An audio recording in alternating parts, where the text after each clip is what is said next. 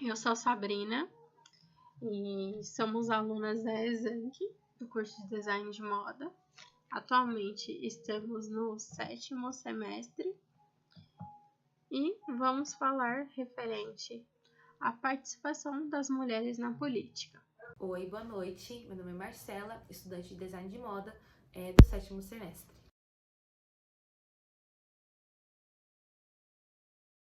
A conquista do voto feminino e a trajetória das mulheres na política.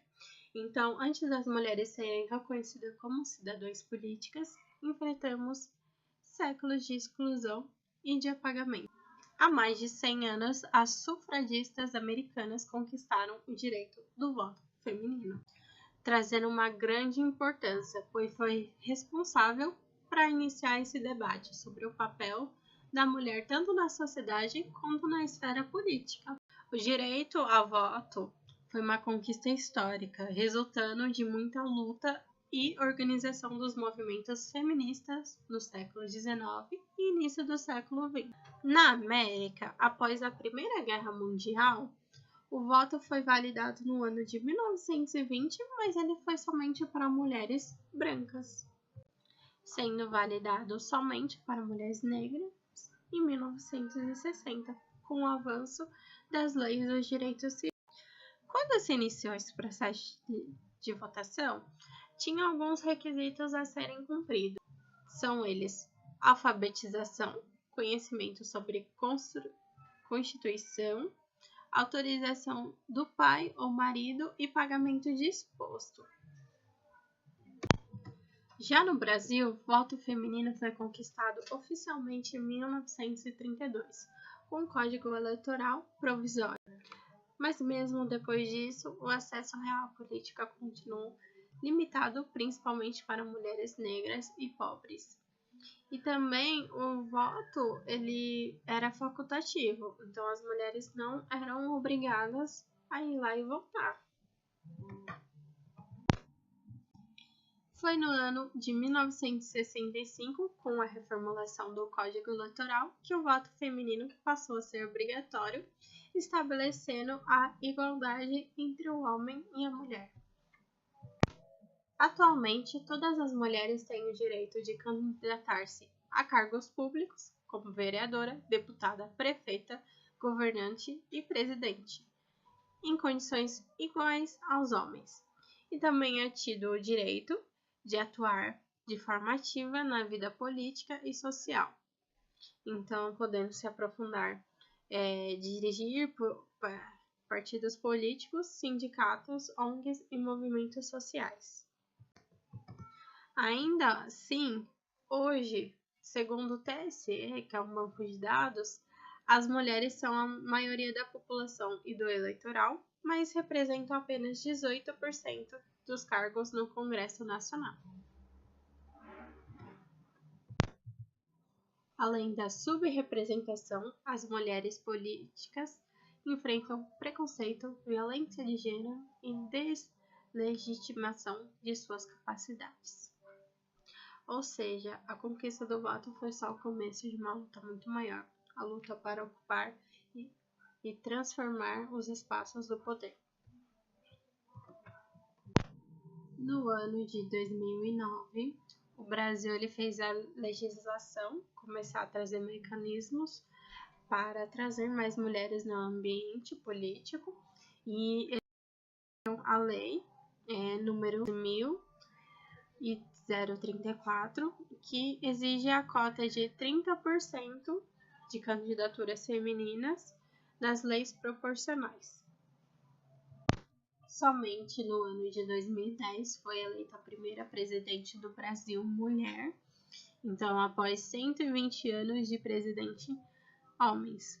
A Dilma Rousseff foi a 36ª presidente do Brasil, e se torna um grande acontecimento na política, a relação da mulher com a política, pois ela foi a primeira mulher a tomar o cargo máximo do executivo brasileiro, trazendo um valor simbólico para a luta das mulheres e representatividade nos espaços de liderança política.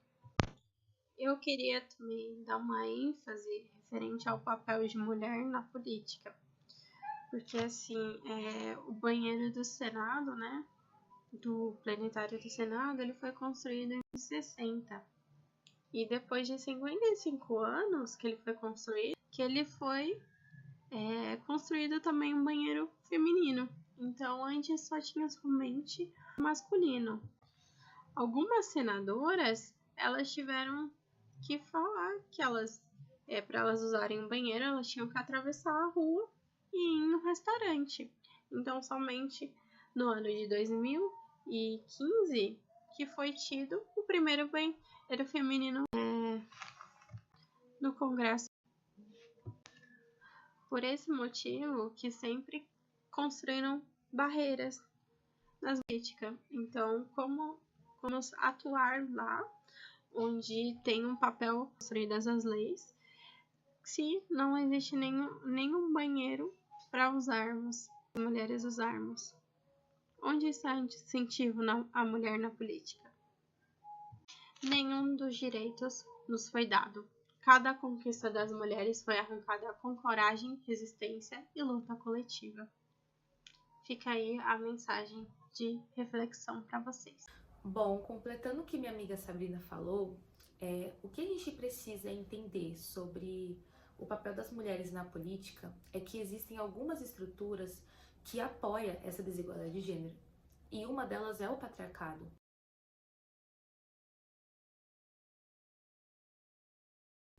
Que é um sistema social que historicamente coloca homens como centro do poder e mulheres como posição de subordinação.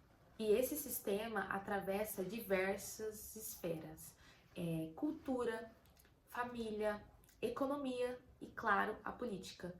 E o feminismo, ele nasce como uma crítica e uma resistência a essa lógica.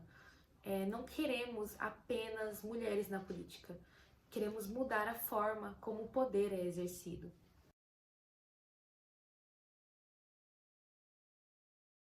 E falando um pouco sobre dados, apenas 26% das mulheres ocupam cargos parlamentares, isso globalmente. Quando a gente expande um pouco esses dados, né, sendo que no Brasil 18% das mulheres ocupam esses cargos, quando se trata de mulheres negras, apenas 8% ocupam cargos de parlamentares. E mulheres indígenas é um dado escasso, não existe. Já mulheres trans, apenas 1,7%. E essa desigualdade estrutural acaba sendo machista, racista, transfóbica e impede a presença dessas mulheres na política. E a violência política de gênero é uma realidade. As mulheres, elas não são só atacadas pelas suas ideias, apenas pelo simples fato de serem mulheres.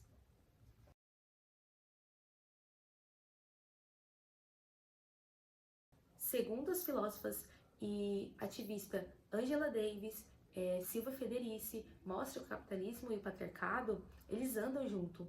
E a luta feminista, ela precisa ser antirracista e anticapitalista. Por isso que lutar contra o patriarcado, fortalecer a participação das mulheres, é muito mais do que disputar a eleição.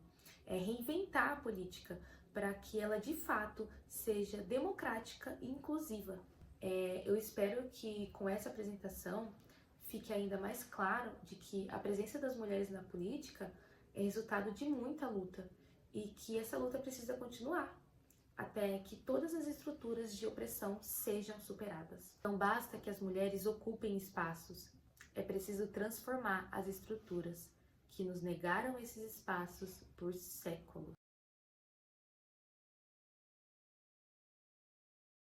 Obrigada por assistir.